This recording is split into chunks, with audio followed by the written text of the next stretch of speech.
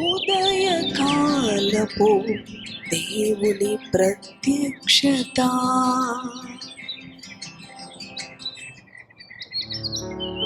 ప్రభునందు ప్రియ దేవుని బిడ్డలారా, ప్రభు నామమున మీ అందరికీ నా హృదయపూర్వక వందనాలు. మరి యొక్క ఉదయకాలము దేవుని ప్రత్యక్షపు వాక్కును ధ్యానం చేసుకుందాం.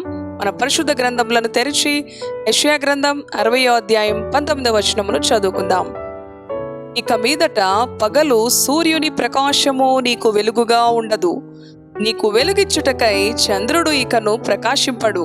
యెహోవాయే నీకు నిత్యమైన వెలుగవును, నీ దేవుడు నీకు భూషణముగా ఉండును. హల్లెలూయా. ఎంతో చక్కని దేవుని ప్రత్యక్షపు వాక్కు ఆయన కృప ద్వారా మనకు అనుగ్రహించారు. ప్రియ సహోదరి సహోదరుడా, ఈ ఉదయకాలం లేచి ఈ దినచర్యను ప్రారంభించక ముందు ప్రభుతో మాట్లాడి ప్రభు వాక్యాన్ని ధ్యానించి ఈ దినచర్యను మనము ప్రారంభించినట్లయితే దేవుని వాక్యపు వెలుగులో మనము చక్కగా నడవగలము. సమాధానకరముగా ఈ దినచర్య మనకి ఎంతో ఆశీర్వాదకరముగా ఉంటూ ఉంటుంది. మరి చదువుకున్న ఈ యొక్క వచన భాగంలో ఆయన అంటున్నాడు కదా, ఇక మీదట పగలు సూర్యుని ప్రకాశము నీకు వెలుగుగా ఉండదు, చంద్రుని యొక్క వెలుగు నీకు వెలుగుగా ఉండదు, యెహోవాయే నీకు నిత్యమైన వెలుగు అని ఆయన చెప్తూ ఉన్నాడు. యెహోవా నీకు భూషణముగా ఉంటాడు. ఎంత చక్కని ఆశీర్వాదపు వచనం ప్రభు మనకి ఉదయకాలం అనుగ్రహిస్తూ ఉన్నాడు. ఎవరిపైన నీవు ఆశ పెట్టుకుంటున్నావు? ఈ లోక మనుషులపైన ఆశ పెట్టుకుంటున్నావా? ఆయన అంటున్నాడు మరి ఒక వచనంలో, మరి మనుషులను నమ్ముకుంట కంటే యెహోవాను ఆశ్రయించటం మేలు. కొంతమంది రాజులను, అధికారులను కదండి, వారికి కలిగిన సమస్తాన్ని నమ్ముకుంటారు కానీ యెహోవాను ఆశ్రయించరు. ఆయన అంటున్నాడు మరి సూర్యుని వెలుగు కంటే కూడా, చంద్రుని వెలుగు కంటే కూడా నీకు యెహోవాయే నిత్యమైన వెలుగుగా ఉంటాడు, ఆయన నీకు భూషణముగా ఉంటాడు అని వాగ్దానం ఇస్తూ ఉన్నాడు. ప్రియ సహోదరి సహోదరుడా, ఎంతోమంది మనుషులపైన, కన్నవారిపైన, రక్త సంబంధులపైన ఆశ పెట్టుకుంటూ ఉంటారు. కానీ ఆ ఆశ ఎప్పటికైనా కూడా నిరాశే అయిపోతూ ఉంది. యెహోవా పైన ఆశ పెట్టుకో. ఆయన నీ యొక్క హృదయ అంతరంగ అవసరతలను ఆయన నీకు సఫలీకృతం చేస్తాడు, నీ మార్గాన్ని సరళం చేస్తాడు.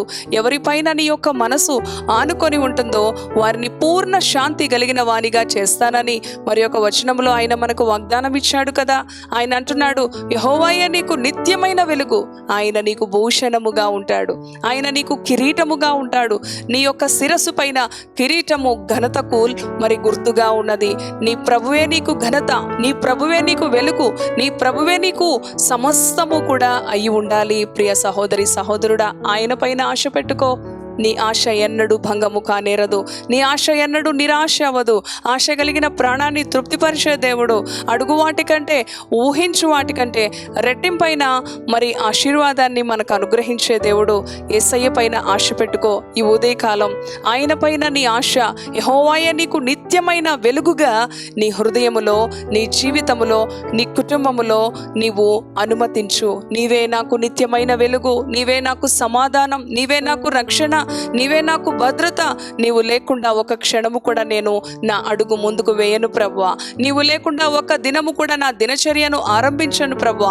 ఈ ఉదయకాలము నీ సన్నిధితోనే నా దినచర్యను ఆరంభిస్తూ ఉన్నాను. ఈ దినము నాకు ఎన్నో పని భారాలు ఉన్నాయి, ఎన్నో ఒత్తిడులు ఉన్నాయి, ఎంతో మందికి నేను సమాధానము చెప్పుకోవలసి ఉన్నది, ఎన్నో ప్రయాణాలు చేయవలసి ఉన్నది, ఎంతో మందిని ఎదుర్కోవలసి ఉన్నది.